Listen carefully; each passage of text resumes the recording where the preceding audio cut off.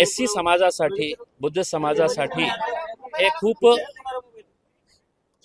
खूप एक चांगली स्कीम आहे की ज्याच्यामुळे गोरगरीब जे SC समाजातले लोक आहे त्यांना आपल्या हक्काचं घर मिळावं यासाठी ही स्कीम सुरू करण्यात आली होती. मागच्या 2-3 वर्षामध्ये या स्कीम कशा प्रकारे महानगरपालिकामध्ये राबवण्यात येत आहे त्याचे सगळे पुरावे माझ्याकडे आहे. कोट्यवधी रुपये कशा प्रकारे त्याची लूट होत आहे. जे गोरगरीब SC समाजातले, बुद्धिस्ट समाजातले लोकांना जे पैसा मिळाला पाहिजे घर बांधण्यासाठी, ते एजंट्स आणि महानगरपालिकेचे काही अधिकारी आणि कर्मचारी हे संगनमत करून कशा प्रकारे बोगस फाईल्सच्या आधारावर हे पैसा त्या एजंट्सच्या अकाउंटवर ट्रान्सफर करत आहे याचा सविस्तर जे डिटेल्स आहे मी घेतलेले आहे. माझ्याकडे खूप सारे पुरावे आहे आणि मी आज अधिकाऱ्यांना सांगितलं की मी तुम्हाला लिस्ट देणार की कशा प्रकारे बोगस अकाउंट्सवर हे पैसा ट्रान्सफर करण्यात आलेला आहे. याच्यामध्ये एजंट्स कोण आहे तर एजंट्स याच समाजाचे जे आपल्याला स्वतःला मोठे मोठे पुढारी म्हणणारे लोक आहे, जे आपल्याला स्वतःला पार्टीचे खूप आपले समाजाचे नेते म्हणणारे लोक आहे, हेच एजंट झालेले आहे. माझी अपेक्षा हे आहे की हे गोरगरीब लोकांना त्यांना हक्काचं घर आयुष्यामध्ये मिळणार नाही जोपर्यंत अशा प्रकारचे एजंट्स, दलाल आणि महानगरपालिकाचे काही अधिकारी आणि कर्मचारी याच्यामध्ये सामील आहे. आता एक फक्त मी आपल्याला सविस्तर जे माझ्याकडे पुरावे आहे त्याच्या बाबतीत मी आपल्याला डॉक्युमेंट सहित हे सगळं प्रेस कॉन्फरन्समध्ये मी देणार आहे.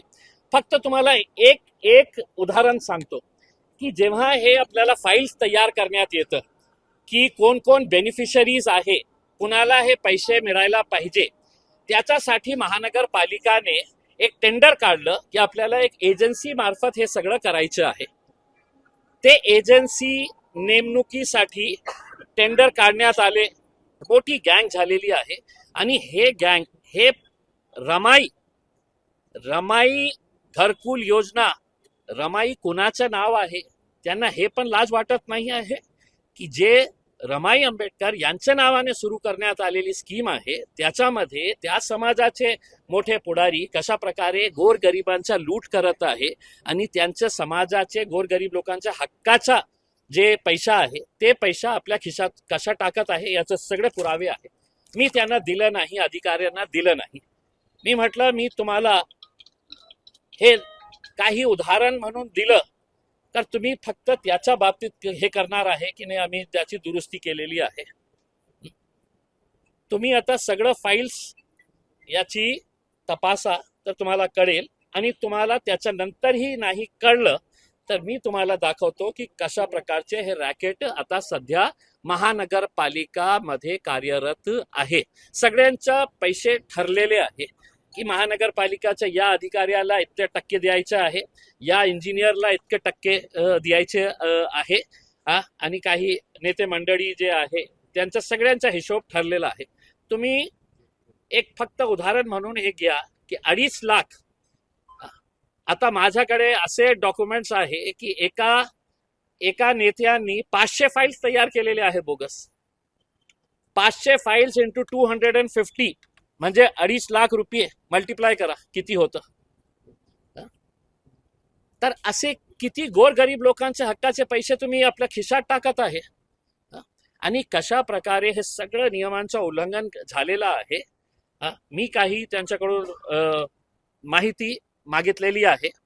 बहुतेक 1-2 दिवसामध्ये ते मला लिखित मध्ये देतील आणि त्याच्यानंतर मी आपल्याला हे सगळे पुरावे देणार आहे. तुम्ही आरोप केला आहे की दोन नगरसेवक हे सर्व दोन नाही नाही हे ते एजन्सी चालवणारे जे आहे, एजन्सी म्हणजे एक एजन्सी त्यांनी जे दिलेली आहे 90% बिलो 90%च्या बिलो आधारावर त्यांनी जे एजन्सी अधिकाऱ्यांना भेटला नेमकं काय त्यांच्याशी बोलणं झालं ते थोडं. नाही मी त्यांना प्रश्न विचारलं की आपल्याकडे काय नियमावली आहे की ज्याच्या आधारावर तुम्ही हे पैसे रिलीज करत आहे.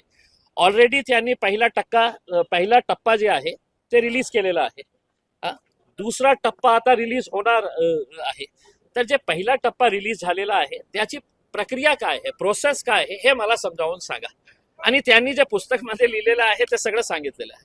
आता मी म्हटलं की तुम्ही पैसे जेव्हा देणार होते तर हे चौकशी केली होती का की त्यांनी कशा प्रकारचे बोगस डॉक्युमेंट्स तयार केलेले आहे. माझ्या सगळ्याकडे सगळं बोगस डॉक्युमेंट्स आहे.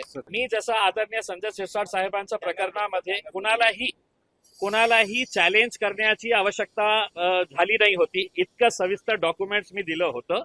त्याच आधारावर मी आपल्याला सगळं डॉक्युमेंट सहित हे सगळं देणार आहे. मी आज कशासाठी आलं की रमाई घरकुल योजनेची प्रक्रिया राबवताना जे प्रोसेस आहे, आपण पैसे वाटप करताना ते प्रोसेस कशा प्रकारे आहे. मग ते रमाई घरकुल योजनाचे जे अधिकारी कर्मचारी तिथे काम करतं ते रणजित पाटील साहेबांनी त्यांना सगळ्यांना बोलवले होते आणि त्यांच्या समोरच आम्ही चर्चा केली की हे जे तुम्ही करत आहे हे नियमाप्रमाणे आहे का. तर त्यांनी मान्य केली की नाही, तसं नको करायला पाहिजे.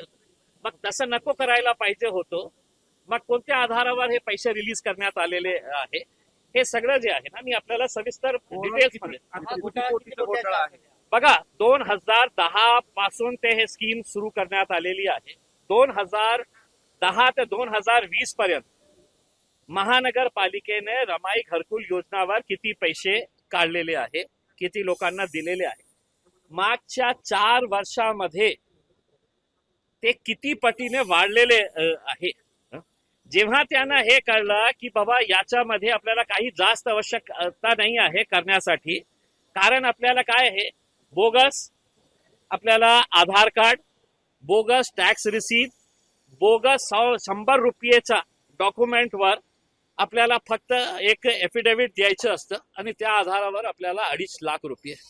हे जे मोठे मोठे पुढारी आता शहरामध्ये फिरत आहे मोठे मोठे गाड्या घेऊन, मी आपल्याला सांगतो की हे सगळं डॉक्युमेंट्स मी ऑलरेडी जे आहे हे आपला इन्व्हर्ट जे केलेलं आहे.